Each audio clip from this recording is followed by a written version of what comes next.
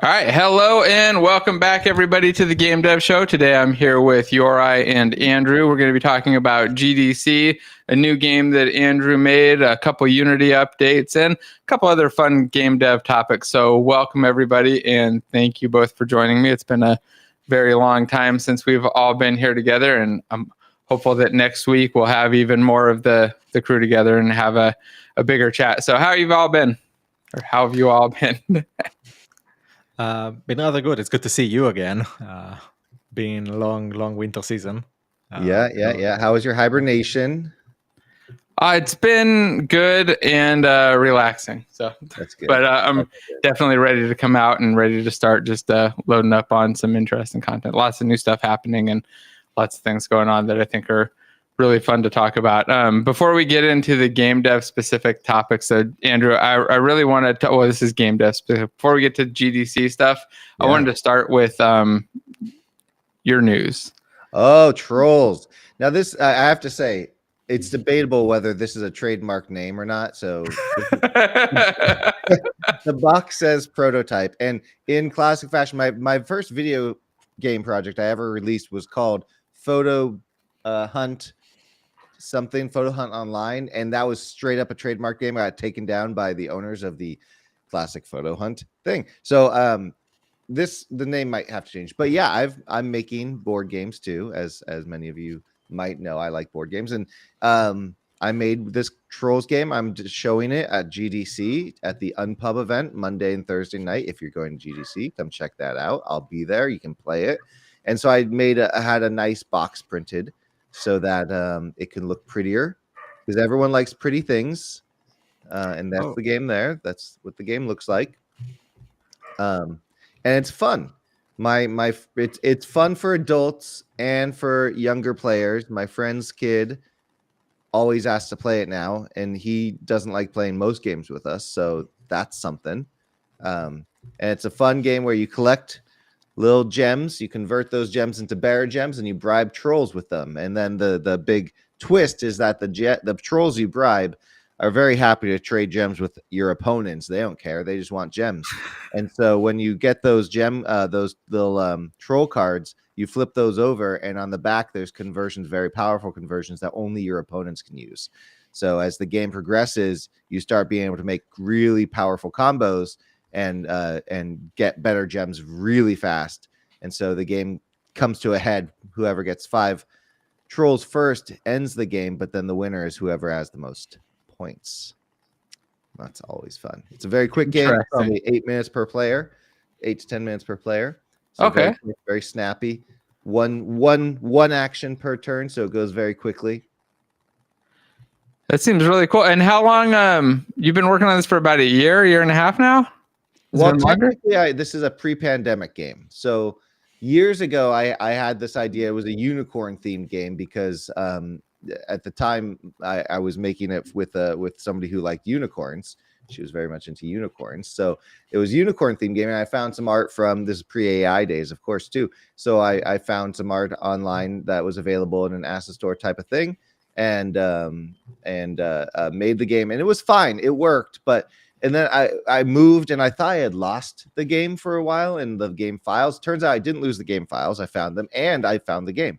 And so a few months ago, I had pulled it out and brought it to my friend's house and played it with her and her kid, or both of her kids actually, and they liked it. And then the other one said, "I want to play that one again." And as soon as someone says, "I want to play it again," that's the number one feedback that says they liked it, because they wouldn't ask to play it again if they didn't like it. No matter what they told you before, if they don't want to play it again, they didn't like it. Yeah, it's the number one rule, like play testing. If somebody tells you they love your game, but they don't really want to play it again, they're just being nice. That's kind of them, I guess, but also mean. And but so I decided to redo it. And this time, of course, I went on the AIs, and I got different art. I made it trolls because trolls are cuter. This now got to the point where my girlfriend's sister-in-law is like in love with the trolls. She doesn't play games, but she was like, "Oh my god, the trolls are so cute." And they kept talking about how cute the trolls were, and they spent the first 10 minutes just like ordering the trolls by cuteness before we actually started playing. So that's another good sign, in my opinion. But of course, if that ever went to production, the art would change completely because this is all AI art. Even the Trolls logo is AI made. Everything I use Photoshop to make it better and augment it, but yeah. Speaking of AI art, that actually reminds me of something that I was going to talk to Yori about and totally forgot to mention before we were talking. So, Wednesday I was at a meetup with Dave and a bunch of other game devs. Unity was there. Thanks, Mark, for presenting. It was really cool. Invite me. I did. You were invited. You just didn't want to make the drive. Right. I don't know. Yeah, go on.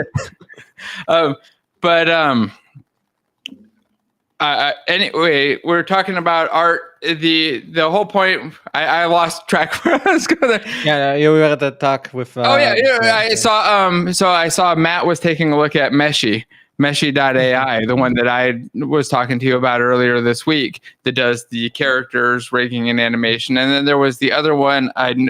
What was the name of the one that you? I think it was Tralis. Yeah. How do you spell it? I want to pull that one up and show everybody because it was really cool. 1 second. I had it up. I actually generated some characters, but I've lost the link now. Yep. I am linking it. There you go.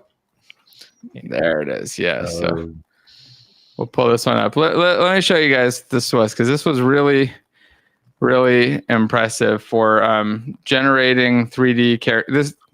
Sit and. If you scroll down, there's a few models. Yeah, we got some model examples, but it basically did game ready 3D or close enough to game ready 3D models for a lot of stuff, and did full on characters. Where's I log in? I have a question. This is why does it? Okay, don't take this the wrong way, Trellis people, but if this is a real service, why are there so many damn random ads on this page? Because that's the number one. I'm looking at this page thinking this can't be real because it's full of just like random ass ads. Like, what the heck? Right? I mean, experience isn't ideal, but I'm not seeing ads on my end. But then again, I have an ad block, so okay, you might, because there are a ton. I mean, look at the screen. There's like 1, 2, 3, 4 ads and 2 buttons for Trellis itself. Wow. Yeah. That said, if you sanitize your browser experiences, everybody should. And yes, it was. Yeah, when I was logged in before, it wasn't like that. So now I'm confused. Maybe that's the right link. I'm pretty sure that's the right link. Unless I missed. Oh no, it's trellis3d.net. Oh, god damn it! Yeah, yeah. See, my senses with all those ads. That's felt. Yeah. Okay. All right, point 1, Andrew. Well, that's what happens when you don't use the sites. So. Yes. But yeah, I generated some characters in here and with the Meshi one. And I was impressed with both just because you get nice looking, like my amazing chicken dude. You get nice looking, not this one wasn't nice looking, but this one was hilarious looking characters. But some of them look pretty cool. As long as you put them in a T-pose, they were actually usable. Yeah, you could actually use them. The rigging was a little bit weird on some of them with the feet and stuff. And obviously these aren't amazing models, but I spent like 2 minutes playing around and this guy didn't rig well at all. But unrigged, I was just really impressed with kind of the general quality of AI generation in the last year. Like characters a year ago were much worse. And I feel like I'm curious what we're going to see at GDC with new advancements and what people are going to be announcing, what kind of stuff we're going to have. I know that DDMO is working on some stuff for like mass character generation that were HD game ready and scalable. And it seems like a lot of other companies are doing similar stuff where it's going to be hopefully easy to just create characters. It's going to kill the whole market for Andrew. Wait, what? Sorry. I take it back. I don't like it anymore. But eventually, I feel like it's not going to be too much longer before a lot of character stuff, like at least for general indie things where you don't have a whole art team, you'd just be able to use an AI generated character and have just the same quality.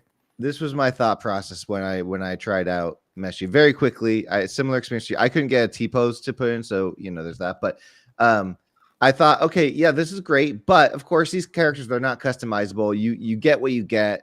That's pretty cool. You still have to animate them. Those feet are weird. The feet are horrible. You're not going to get like a modular character where you can change the wardrobe around and all that. But that being said, I've watched 8-year-olds playing video games. They don't give a shit what the characters look like. So that chicken man will be the hero character of some meme game. This chicken man would probably be like the most popular character in a video game. Like, I'm playing chicken. You two are giving me so much to say right now. That is a hero character right there, and he walks just like that. I'm assuming I don't know. They walk just like that. This kind of has me inspired. I mean, I could see this being the next team hit. The peck attack. Oh my god, there's a whole like empire of media coming from this one character, because the kids these days don't give a shit, and that's what we have to remember. As for many of the audience, older people who remember, Super Nintendo and GameCube and whatever, the kids these days, they're gonna grow up and they don't really care about IP as much. They don't care about quality as much. All they care about is fun social experiences in games. So that's my soapbox. And yes, it's going to destroy my business. I think actually it might already be destroying my business, but to some degree, or maybe people are just, maybe it's just the state of the world today, which is probably the more accurate reason. Yeah. But on that point, I mean, when you say that, it's important to remember, like, even when I was a kid and when I was a young adult, like, I didn't really care about graphics were cool. Like, every now and then you see a game that looked really neat, but gameplay was all that I really gave a shit about. Like, if a game looked pretty and wasn't more fun and the game wasn't more interesting, I didn't care at all. I mean, I used to play a lot of MMOs and stuff on the ultra lowest settings just to maximize performance. I didn't care at all about how pretty it looked. So I can see the argument completely for Chicken Man. Then again, even at the lowest resolution, you still have like some basic shape that you're supposed to see. So the models did not have like built flaws in them. They just looked worse in terms of fidelity. Sure. These are flaws in the quality in general that will translate even if you lower the quality. So it's up to your standard. But I wouldn't want to use this dude actually in a game, but I do feel like it's getting much closer to the point where we're going to have characters like this where that upper body part is detachable, the feathers are adjustable. So about that, where do we start? Because this AI already is capable enough to generate the parts, and if you have a rig, you can very quickly rig to like some base model out there, and it will follow that model rather correctly. There are enough improvements to the tools that do rigging, retopology, and cloth fitting. There's stuff like meta tailor, if you've heard about that can fit like any cloth to any character in 3D, even like to a freaking horse. Meta flow.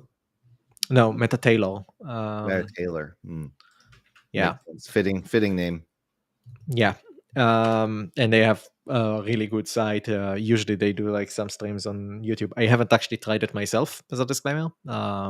Just wanted to say it's out there. Blender also has recently improved quite a lot of developers' lives, and there are plans to improve how the workflow to create models, rig them, etc. Happening, because there are stuff that like almost nobody enjoys doing as a profession, or rather it's the most nuisance repetitive stuff that don't have a lot of art value in them, that AI can actually help in. So Blender is actually working on integrating AIs for that, which is pretty great to hear, because it will accelerate like how much a single artist can actually make with still artistic integrity. What are like the key things that they're AIifying in there? I'm a terrible artist. They had a very precise list, but I don't remember the exact details. I just saw it like as an article at one point, and I said like, yeah, that makes sense. As far as Blender actually goes, like right now, they are also investing a lot into automating and non-destructivity. So I don't know if you've paid attention to the Blender scene lately, but there are a lot of improvements to geometry nodes, which are like freaking amazing. So I you know haven't, just because every time I try to work in Blender, I end up just breaking everything and making a mess. yeah, that's called shortcuts, and you should probably learn how to not use them, at least incorrectly. I feel like I need to take a full-on like week-long Blender course and get better at it. I just really hate making art because no matter how good I get with the tool, I still feel like I have no artistic capability to come up with anything. I still just end up making a crate. It's okay. You're gonna that in 5 years it won't matter. No, I'm curious. You talk a little bit more about it though, Yara, about what's going on in Blender? Yeah, so in terms of geometry nodes, I sent two stuff in a chat. If you can open like the MP4s just to show them. Yes. So these are examples of like something really quick I made, just to show that you can do like quite a lot of speed up in terms of using Blender geometry nodes. But to summarize it, Blender 4 addressed a lot of inconveniences in the development process when you're trying to create anything. Some of these inconveniences are clicking buttons that have no value.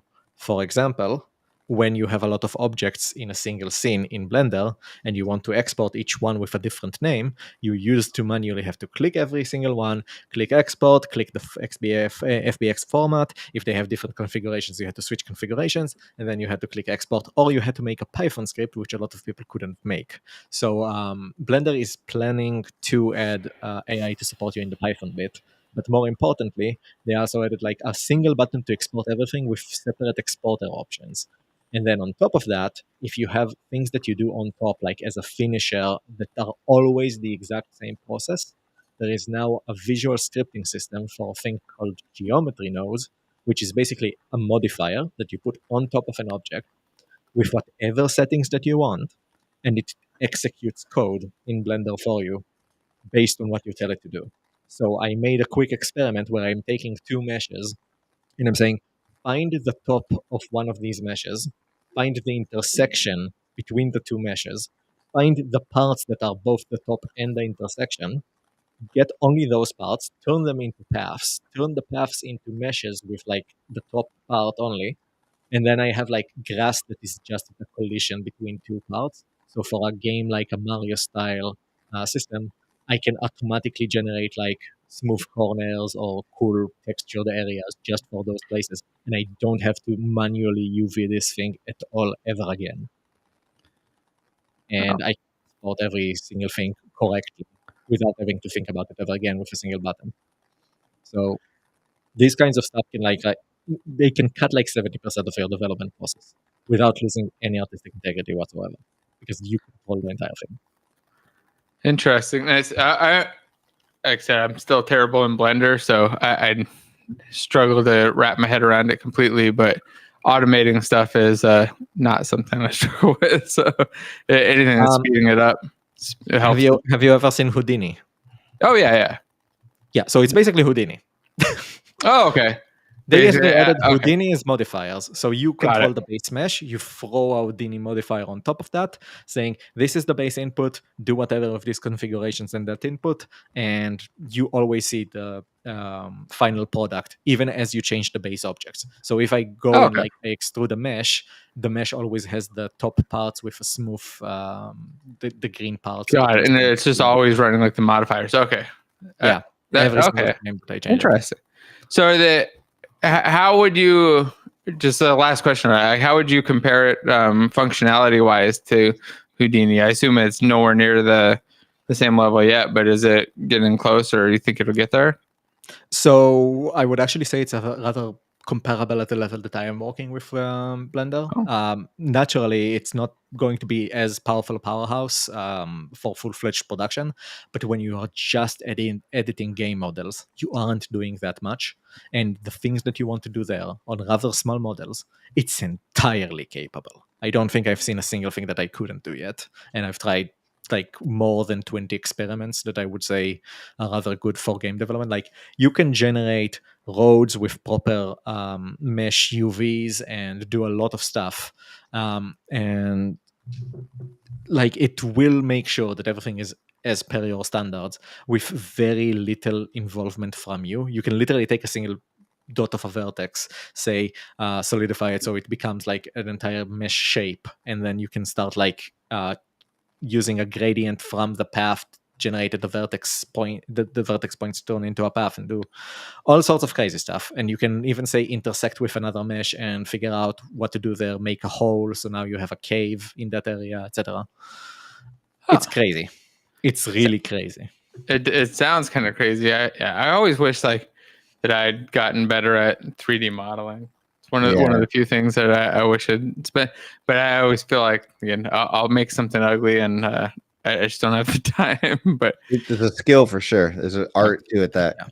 On top of that, I just want to point out there is a site called Blender Market, which a lot of people are selling their own modifiers, plugins, etc. for Blender, and there are a lot, and I mean a lot, of geometry node modifiers, which are basically somebody made a geometry node setup with like over 400 nodes. It literally generates an entire castle for you with customizable settings, and you just pop that into your scene, and you have a castle generator in Blender. Nice. I'll have to check it out. It's equivalent of Unity assets, but like you don't have to do it in Unity, and you can like do more things on post in Blender itself, and then export to whatever game engine of choice, be it Godot, Unity, Unreal. Nice. It sounds interesting for sure. I'm gonna have to check it out and spend some time learning it. I think Greg just popped in. I'll add him in a second once he's got his camera working, but I also wanted to talk about upcoming GDC. We got like a couple days, 3 days, 4 days till GDC. 2 days, depending. 2 days till GDC. Yeah. Oh yeah, 17th, and it's the 15th. So I'll be there. Wyman will be there. Yes, it'll be an interesting time. Oh, what's this? Yeah. So Unity has its own page for Unity GDC 2025 as well, with the time schedule. So if you scroll down more, now you see the timings. So they have like the entire list of events related to Unity itself as well. Nice. And these are all at the first 2 day summit part, right? Yeah. Which is like real soon. It's 2 days from now. So Monday. Yeah. Nice. So I'm kind of interested to see what it's going to be like this year. I feel like this year it's going to be scaled back a lot, but I also don't see like a bunch of crypto stuff, and there's going to be other things. I'm curious to see if there's like a bigger variety of stuff, or if it's going to be very heavily AI focused, if it's going to be like 90% AI companies. Like last year it was probably 20% crypto companies. I'm curious, Andrew, what do you think it's going to be like this year? I think it's gonna be scaled down. I think, I hope there's less crypto in that, because that's whatever. But I'm expecting a lot of AI. A lot of this new stuff this is a good time to show it to people and get them hooked and stuff. So I'm expecting a lot of AI. I'm not expecting a lot of just general activity. Yeah, you were showing this earlier, and the floor plan looks more sparse. There's a lot of space on the edges there. It's just gonna, I don't think it's gonna feel huge. Last year it was like all of this was Epic, right? And 2 stories. Are they there at all this year? I don't think Epic or Unity are on the floor at all. Yeah. Is Godot even on? Godot had a big booth even last year. Yeah. But it seems like all the game companies don't have a booth. It's very strange. That being said, I'm still excited for it, and I'm looking forward to it. And I'll be there for the day job, but also, like I said, for the Trolls game, Monday and Thursday night at the Unpub event at GDC Nights. If anyone's going to GDC, I'll be there showing my Trolls game. Yes, I am going, but I was still trying to figure out how to get the Nights ticket. I got my ticket way before it was supposed to be included, but it didn't get included, and I don't know how to. Do you have the all access pass thing? No. Okay, you might have to pay an extra $50. Oh, okay. Night. Yeah. But we'll have to figure that out. Yeah. I'll let you play it outside of that too, if you want. If I can meet up with you, if we're not. Definitely, I'm gonna have to grab a copy too, because I want to try it out. But yeah, it's definitely it seems like a scaled back GDC. There's the international stuff, the educational stuff. It looks like a lot of this whole section is AI stuff. Oh, AI and VR. I'm really curious. My favorite part isn't so much going to see those big companies anyway. They're nice because they give out a lot of stuff, but going to see the smaller ones where I actually see the things that I haven't seen, the kind of cool tech that's coming out and the new things that I think are more interesting, because going to see stuff that's already been announced, or like, if it's a big enough company, everybody's already heard of what they're doing. So interesting. Also kind of excited to go see Domer at the Meta booth. It's going to be down there demoing his new project. Want to check that out? I will say the one negative or just sad bit about no big companies there is 10 years now, 12 years ago, I would go there and as a little child would sit there and watch every Unity demo they had at their little booth, and I would talk to the Unity people, and I got to the point where they recognized my face because I was just always there for some reason, like asking questions and stuff. So that aspect is huge for indies and solo people just trying to learn and get into the industry, and that is, if without the companies there, that doesn't exist, and that's a shame. So I will put out there, I'm sad in that regard that these bigger companies, Epic and Unity, aren't on the show floor. Yeah, I think they'll be back soon. Probably. I mean, hopefully. Just things. Yeah. It's always a shame that you don't have a place to go to with that, and despite them both making like strides in their own sites and their own events, you'd wish you could see them in every event. So. Yeah. But my guess is also GDC. Like, this is the same thing that happens to all the big conferences. They get more and more expensive, right? Because they're private. They're not like for profit. And my guess is, this is just probably getting really expensive. They're trying to make more and more money. And like, I remember back in the day, Macworld was a big thing I used to always go to. And then Apple was like, nah, we don't need to pay you. We'll do it ourselves. And suddenly Macworld disappeared. So, yeah, no, I could see that too. Their prices are really, really crazy high. And I still think that they should move GDC to Las Vegas. Probably cheaper city. San Francisco is expensive. Like, you can get a hotel for less than $500 a night. What? No, $500 is the standard. I actually went to San Francisco a couple weeks ago for just a side vacation, and just hanging out. We were luckily staying at a friend's house, so we didn't have to pay $500 a night. But just everything's expensive, and it's fun. I like San Francisco enough, but it's just too expensive. You got to pay $8 for a bottle of water, and well, I put it like everything costs what you think it does plus $8. Yes. So if you want a burger, it's going to cost you $16 because a burger's $8. Add the San sounds about right. And now you got the San Francisco price. Yeah. Did I tell you about my pricing experience in Tulsa? No, was it cheap? So it was so cheap that I thought people were making mistakes. First I went to the gas station and the gas was like $3 a gallon. So I thought maybe something was wrong, but then I saw a couple more and it was $3 a gallon. For reference, it was like $6 here. And then I got my kids ice cream, and I got 3 kids each an ice cream and my father-in-law a bottle of water.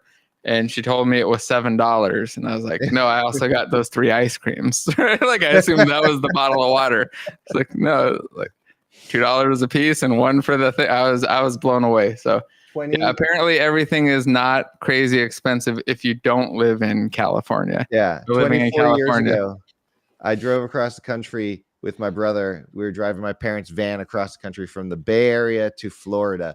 And there was a fun, exciting trip. We stopped at many places. We stopped in Kansas, Salina, Kansas, and we went out to a bar, and they were selling a glass boot filled with beer for like $3, and you can keep the glass boot. And we're like, wait, no, a beer costs $5. This was 24 years ago. A beer cost $5, right? For us.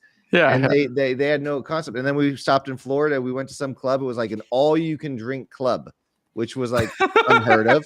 We'd go up to the bar. We're tipping $1 a drink because that's what you tip back then. Now I guess it's more than $1 a drink because inflation, but it was $1 a drink you tip. So we were tipping $1 a drink, and then we realized nobody else was tipping. But every time we walked up the bar, the bartenders would come right over to us because we were tipping, and nobody else was tipping. I was like, "What the hell? Where are we?" So there you go. Yeah, no, I was shocked. I assume it's expensive over there too. All right. I don't really follow the cost of these things, so I cannot compare. But the That's costs are definitely rising up for separate reasons. Yeah. Yeah. Yeah. Yeah, living in a high cost area, it was definitely a shock for me. Yeah. That and seeing houses that cost under $100,000. So, Yeah, that would be crazy to see here. yes. I But- remember when I moved to California and I saw my first trailer park where the trailers started at $500,000. I was like, holy shit. That was like 20 years ago. I lived in Tulsa for a short while when I was a kid, and no offense to people in the middle of the country, but I would not want to move back. So, you get what you get the prices for the location. Tulsa was not my favorite. It was very cold, very hot, and they have tornadoes. Yes, the weather is the killer for me. I can't take the cold anymore. All right. Well, before we run out of time, I did want to talk a little bit about Unity 6 stuff too. I know that Your Eye is definitely going to have a ton of thoughts on it, and Andrew might as well. Before you have to go, Andrew, anything big in Unity 6 you're looking forward to? So Unity 6, I like using it. Or specifically like 6.1, because everybody's been using 6 for I a haven't while. been looking into it. I'm sure it's going to be good. I'm happy with the direction of Unity 6. It seems like it's in a good direction. And I'm pleased with it. Just makes me, I don't feel any anxiety over it, if that makes sense as a user. I'm still using Unity 2022 for the asset stuff because I want to support the latest stuff by testing Unity 6, and it seems wonderful. Package Manager looks nicer than it does in the older versions and stuff. Oh, yeah. So I'm pleased with that. Yeah, nothing bad to say about it. There's Greg. I forgot to bring you in. We got so distracted talking. I forgot to say it doesn't show your camera on the side view anymore. I have to keep clicking it to pop up. It's changed the view. So anyway, welcome, Greg. Good to see you. Oh, we can't hear silent, though. Good to see you. No, Not yet hear you. You're audio. Muted or something. Oh my God. So in regards to Unity in the meantime, so there has been a lot going on in the past 3 months that we have been hibernating from the GameDev show. Not even sure where to begin, but in that time, they released some updates to the behavior package and then stopped development of the behavior package. They deprecated the user-generated content package. They made an incredible competitive action multiplayer template that uses dots for an FPS. Really good stuff.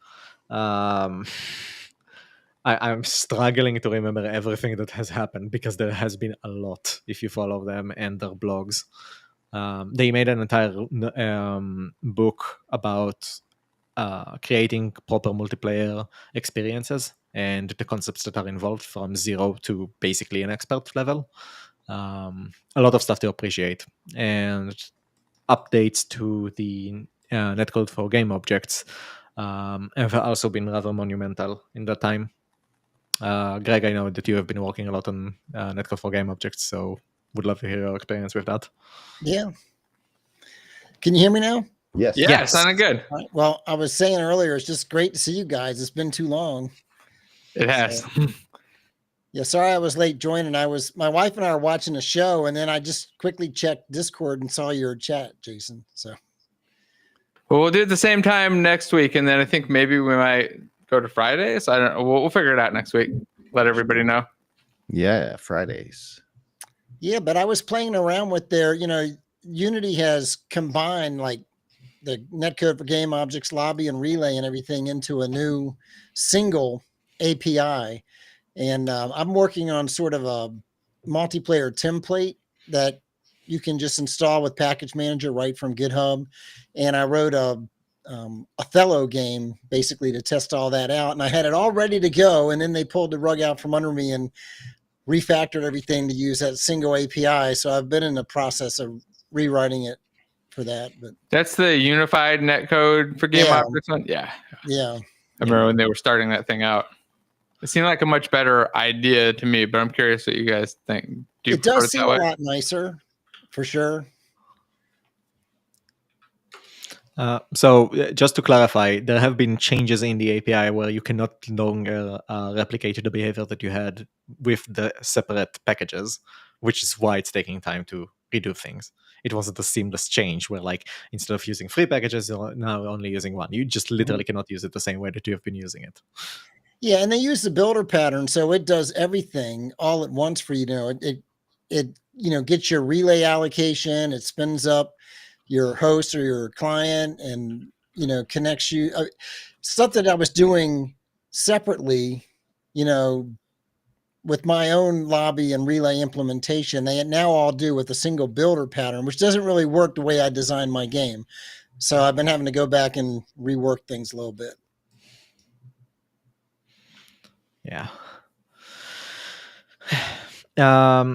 In regards to that, though, you said you made an Othello game, and it supports the entire thing, including the WebGL builds, right? Yep, that's right. That's the other thing they changed is I can't really use their builder pattern because I have to set the transport to WSL for WebGL, which I couldn't really do using their unified where it's all in one shot. So I still had to split things out a little bit, but I just leave off the dot with allocation part of the builder pattern, which hopefully that makes sense. It makes sense when I actually put out my tutorial for it, but it's mostly working. Check it out. I just want to do some more testing and stuff before I actually publish it. Nice. There was a question from Dom about do you think the behavior package is dead for good? So in regards to that, there has been a post on the official forums where there is an update on the behavior package, and that update basically said that the team is no longer working on it right now. They have been told that there will be an official update coming at some point, and they shouldn't add any more information. So they are sorry to keep us in the dark, but basically that's what I've seen last. It's possible it's been updated since. I'm trying to find the thread right now as we speak because I want to give an accurate answer.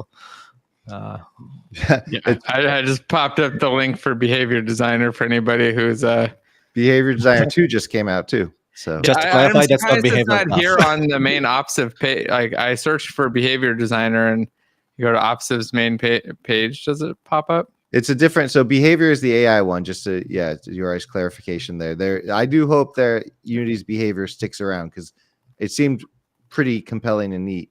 I also very much like Opsiv, so I hope they stick around. Yeah, I Just like to clarify, it too, but go ahead.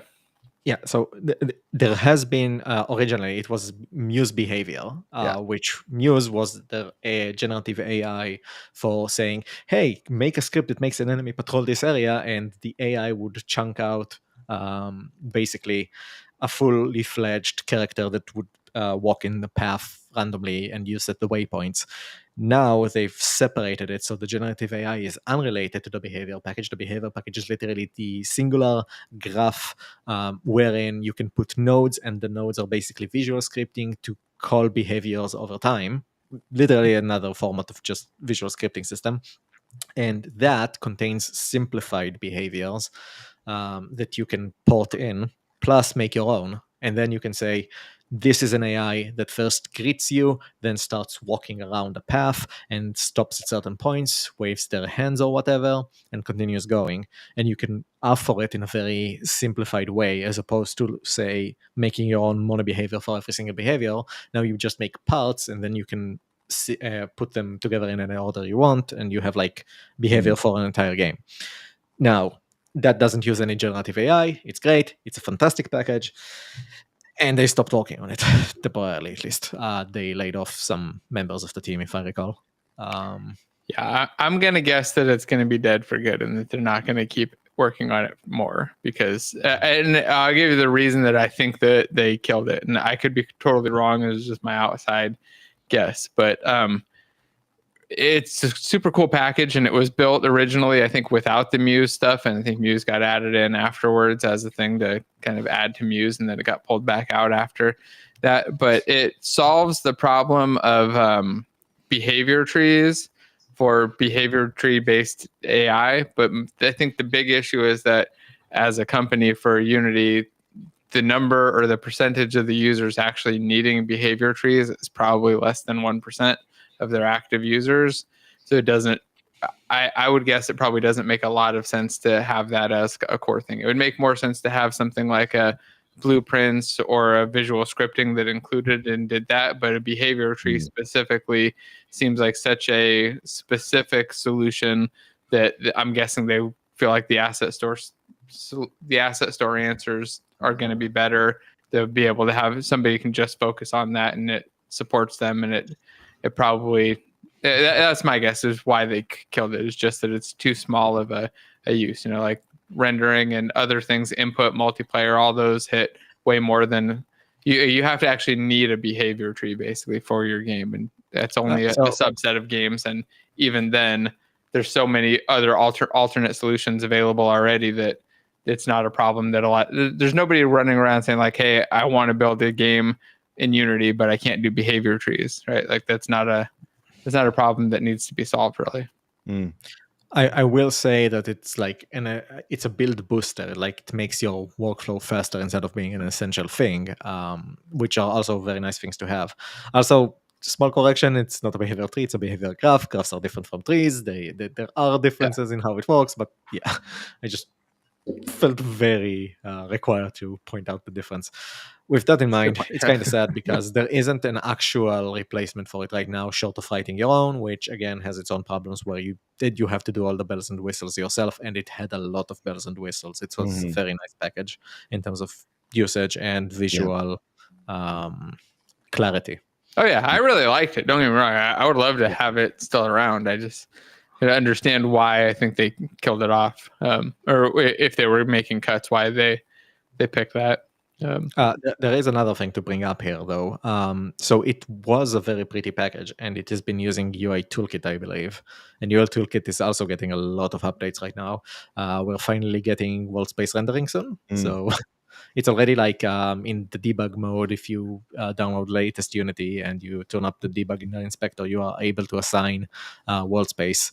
There are some kinks that are being worked out, but they have been giving an update on that recently in the forums. So, are any of you using UI Toolkit for anything yet?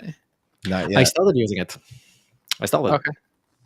So I've made some editor scripts and decorators for specific windows. So, for example, I had a thing where it would run a script that changes how the inspector looks to give me a button to add new assets if I forgot to do anything.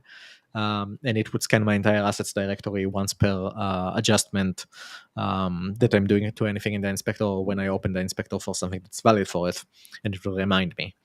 The idea being that if I make any mistake, I would be able to do that. And it's far, far more efficient than the previous method where you would use ImGUI effectively. Interesting. I had very limited means to test the difference in performance, but I can tell, like intuitively, I'm not seeing lag that I used to see with the exact same script using UI Toolkit. Strange. Yeah, I don't really see lag in mine, but I'm curious. I am doing a thing where I scan the entire assets folder for something. So, got it. Okay, and if it was doing it on the main thread, that would be an issue.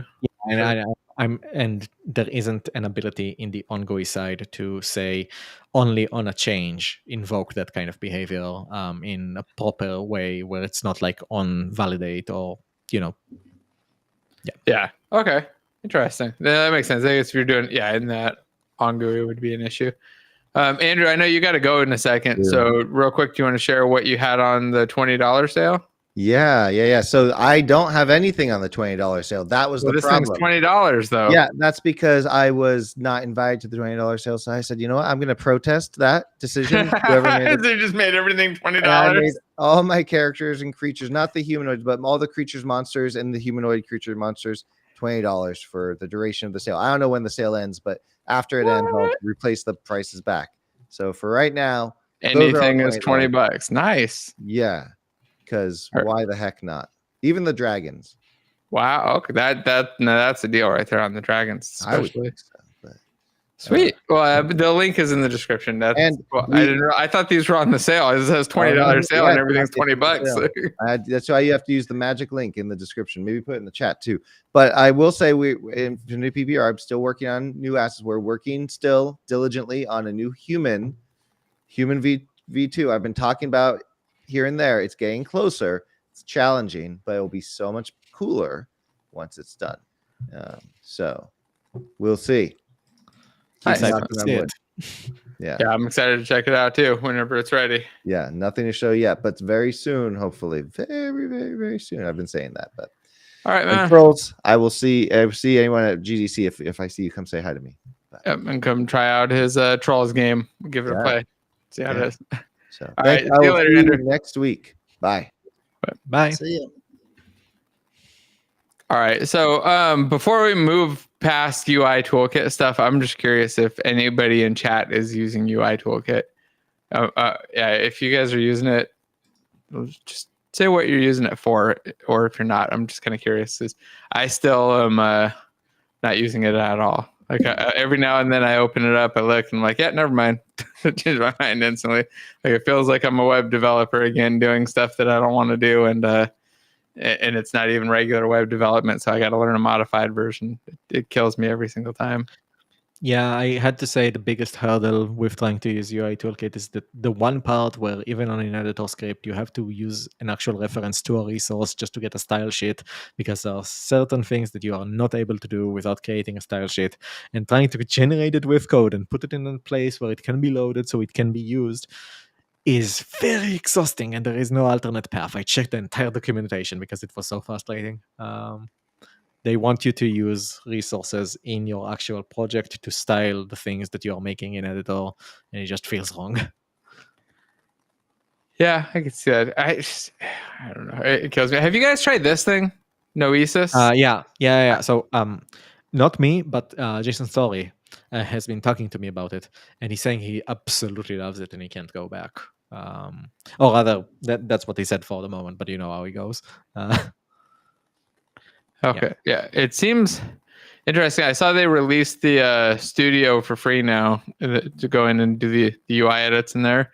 And I've been wanting to try it out. I may need to get Story on and talk to him about it next week. He's talked a little bit about it. Go ahead. I think it was Noesis. I'm trying to remember the exact thing. I think it was too. It's the one they used for Baldur's Gate.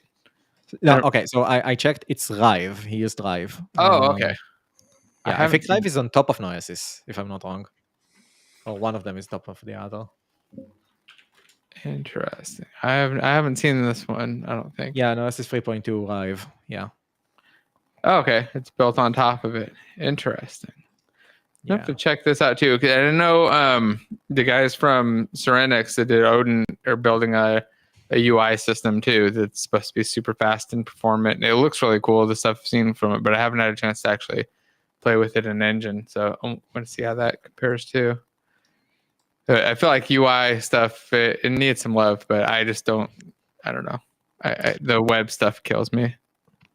Yeah, so he said Rive is straight fire. He played with it a year ago back, and it was part of the Nemesis workflows, but now you can make standalone players and run them in Unity. It replaced 90% of Unity UI for him.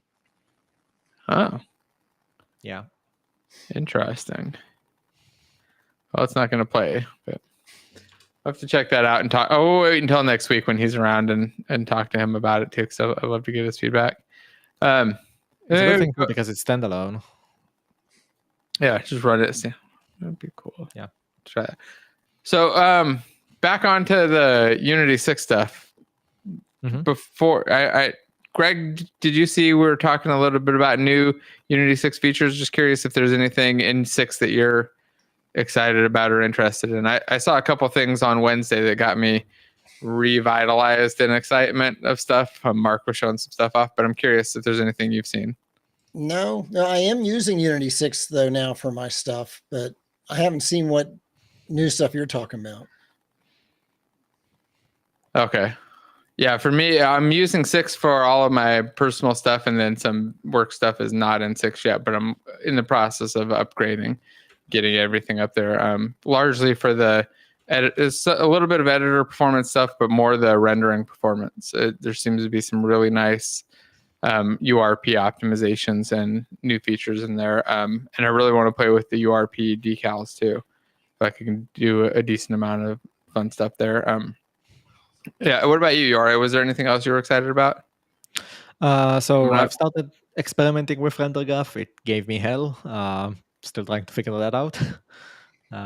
So I had an arc where I said like, oh, this looks like it sucks, and then I went, oh no, wait, this is the best thing ever, and then I went back to, oh no, wait, this kind of sucks, and then I went, wait, is this bugged? And then I'm like, yeah, this is definitely bugged, and then I'm like, no, it's actually the correct behavior according to the documentation, and then I'm like, wait, it's actually not documented for this specific part, which I feel is what's going wrong, and then I didn't figure that out because something there is wonky. Which is to say, I don't think it's mature enough yet. I kind of think it got shoehorned in because it's a good feature and they want everybody to move to it for performance reasons, but it's making developers' lives kind of hellish because there is a lot more boilerplate now than just, hey, create a render pass, use an unsafe render pass, do whatever you want with the render pass. So that has been rather frustrating. Other than that, I've mainly been just trying to use Unity without too many packages because I'm starting to notice that there is a slowdown of just trying to pick the correct package for every single bit I'm doing. And I've been trying to lower my standards to just make the thing that makes the game the fastest way you can, which is how I ended up with updating Blender so I can use geometry nodes, because I just found that Pro Builder isn't up to task. Unity isn't a power tool for making levels. I don't care what anybody tells me about making entire games with Pro Builder. Blender is faster and Blender is better. Yeah. Pro Builder can die in my opinion. I haven't used it since the last time I got in there, and the UI was horrible and terrible, and I just have no desire to go in there and build it and in it again. I'm still peeved about the changes to the UI in Pro Builder, and I cannot go forward with how it is. It's slower, no matter how I try to use the shortcuts, no matter how I try to give like the entire screen the editor. It's slower, it's contextual, the context is hidden behind icons that have no meanings, and in 4K resolution the editor doesn't do the icons any justice. So it's and Dom saying he uses Pro Builder still, but the old version was so much better. Yeah, I could see doing it maybe for a nav mesh, but still it's just a pain. I struggle with it. So what do you think they're going to announce at GDC? Anything? I feel like there's not much on their list of. I feel like they're just going to hash out things that happened over the past 3-5 months that people are just not aware of enough, in their opinion, yet, which is something that they've been doing canonically like almost every GDC. They're probably going to talk about the multiplayer competitive package that I mentioned earlier, etc., etc. It's literally the second item in the list. Accelerating the creation of your competitive multiplayer game using the competitive multiplayer games end-to-end multiplayer workflow. Multiplayer center, multiplayer widgets, play mode tools, multiplayer roles. It's literally the set of packages that have been recently releasing. There is one part about getting the best performance with Unity 6.1, which hasn't released yet. So, as far as I remember, I think 6.1 is only in betas right now. I think it's been like on beta 10 or something recently. It is, yeah. I wonder if this is similar to what I saw on Wednesday from Mark. I wonder if it's similar to what they're presenting. It was a lot of tools and optimization stuff for rendering in 6 and 6.1. In regards to the comment about the dot scores from CodeMonkey, CodeMonkey is great. There are a lot of good things to say about him, especially that he goes through trying to use every single system that is provided by new packages. I still recommend, with every respect to CodeMonkey, to go through Unity's own documentation, because there are sometimes things that literally are not listed anywhere else and will completely break your performance. I have not checked every single line of CodeMonkey's dot scores, but I regardless of that, I would still mention trying to go through Unity's own version for that, especially if you're trying to do dots and multiplayer. There are a lot of gotchas, a lot of them. that nobody else mentions, especially not on the forums. Oh, yeah, I have to check it out too. I haven't had a chance to grab it and go through it. With that in mind, Dots is pretty fantastic. It's still a pain in the editor, and I still recommend disabling the burst compiler because it's just too slow as an iterative thing. But if you can survive most of your development process without it and only enable it when you have to, it's quite a pleasant experience. Yeah, I only turn it on for release builds. Oh yeah. The comment from Smith about Turbo Makes Games, he actually released the Dots game on Steam. Oh yeah, Johnny made it. It's a game plus all the source code, so you can grab the game, play it, and then go through all the source code too. I think that seems interesting. Well, there's a lot of Dots stuff I haven't looked at in the last couple months that I feel like I want to take a peek at soon. But go ahead. Yeah, they actually had a thread within the past 24 hours about an update about Dots, and one of the objectives is still Dots for all. So, it's a big push from Unity themselves as well. Yeah, I think it's going to be big in the future as well. But I've also been very recently on a big push of kind of what you were mentioned earlier, Yori, about just doing the fastest thing to get the game done instead, and been very focused on just get it done. Like the back, how it's done doesn't really matter if the end result is the same. So you just got to get it. And then I've been very focused on that and just trying to really push that. I see a lot of just wasted time and over engineering, not just from other people, but from myself in the past too.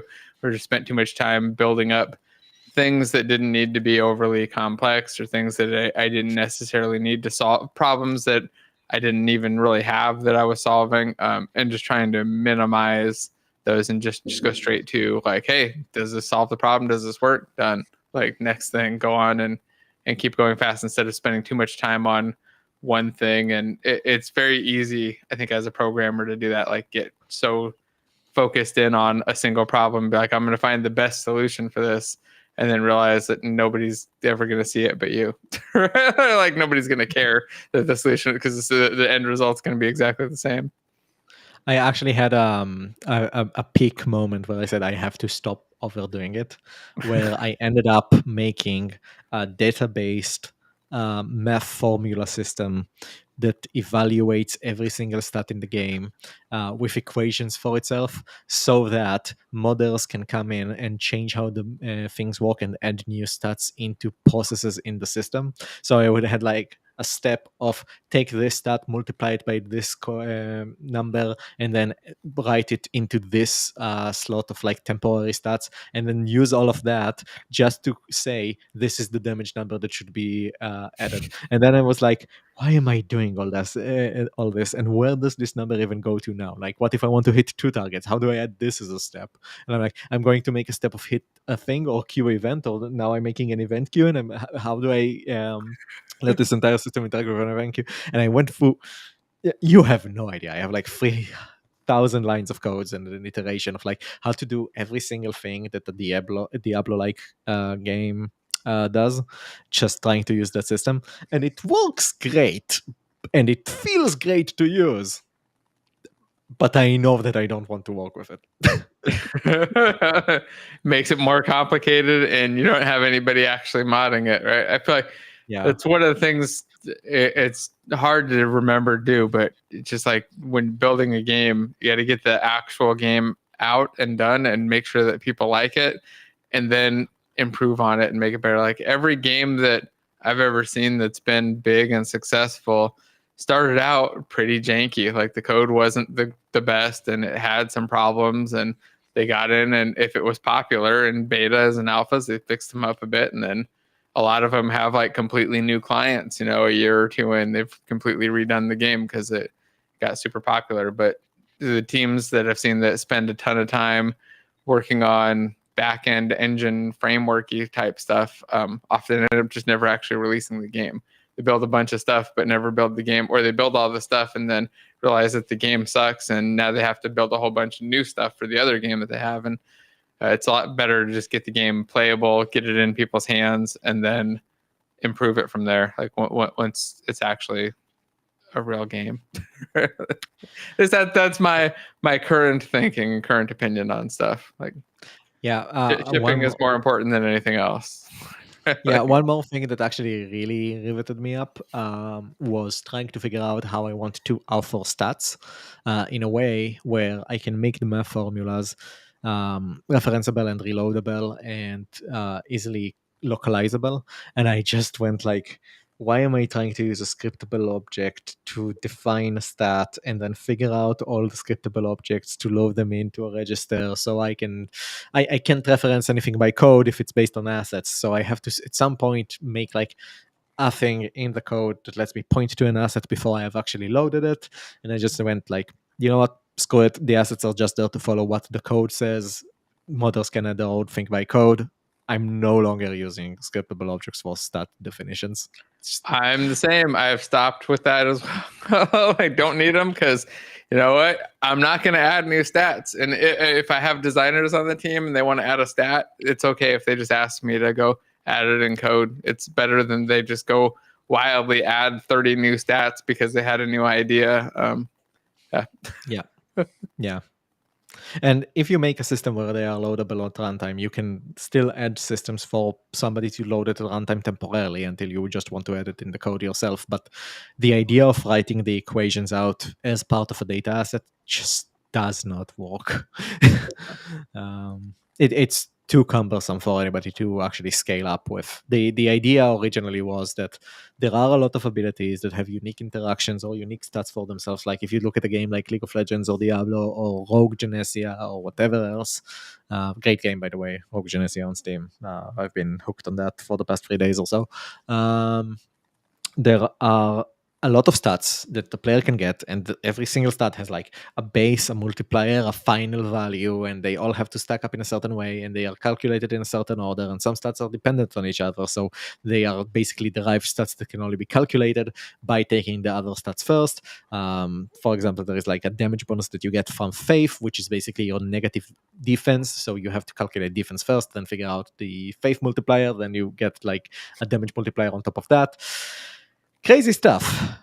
The short gist is almost nobody cares how it looks like behind the code. And if you just had a weapon that says, yeah, calculate damage here, there is a base weapon class. The base weapon class says, here's the damage formula. And if you have something that's like, this is an explosive mushroom and there is a multiplier specifically for explosive mushrooms, take the base damage formula, just plop that over the top of the damage formula. This is the new thing. You don't have to overcomplicate it. You don't have to insert it at the middle step in anywhere. You don't need to add hooks all along so you could override any different part. I'm just wondering how Story would react to this conversation. He's having I'm sure he a had some right strong opinions. He had a strong opinion on his server, so you can go and check that. Yeah, if to sign up, go. There's a link in the description. Go register, join us Discord, and check out. I'm curious though. We'll have to bring him back next week.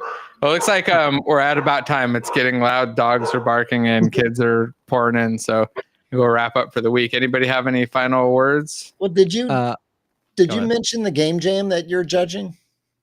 Oh no, I'll put a link down in the description though. Doing a TypeScript game jam with my buddy Carl at Genie's. It's pretty cool. It's like a hot reload system that works. It's really weird because it runs in app and you can just write apps that run inside of it. So it's definitely very interesting. We're checking out. I just want to point out I'm having difficulty reading the name, but how do you guys check out the SOAP asset git amend did a video on? So we had a talk about that in Story Server. One of the users on Story Server basically reached out to the creator of that asset, asking how to deal with the edge cases that we said SOAP isn't suited for, one of which being multiplayer and making different stats for every single player. For example, if you have a player and they have strength, intelligence, dexterity, and you want to add multiplayer, now you have to have a separate asset for every single stat of that player. So you have to have strength 2, int 2, dexterity 2, HP 2, etc., etc. It doesn't scale well in that regard. There are ways to do it that don't have that problem, but you end up losing some of the benefits of SOAP. There are ways to gain those benefits back, but that asset does not do them. It's worth checking out that conversation if you care about that.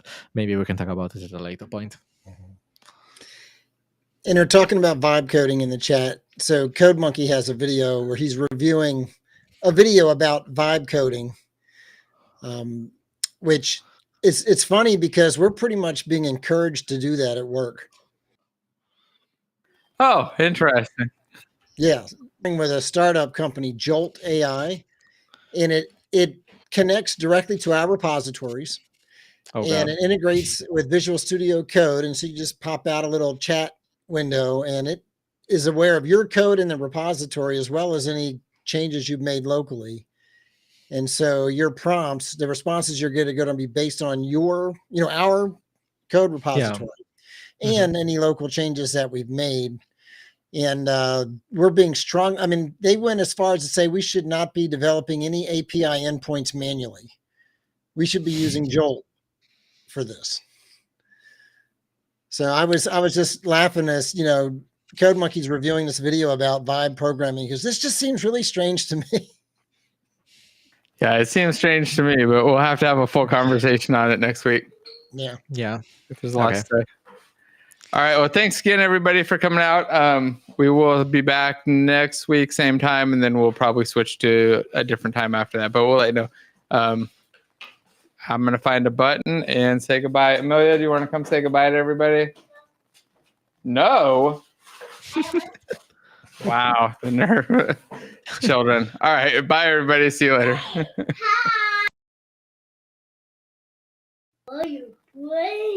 You want to say hi? All right. She wants to say goodbye. Say bye. Bye. Bye-bye. All right.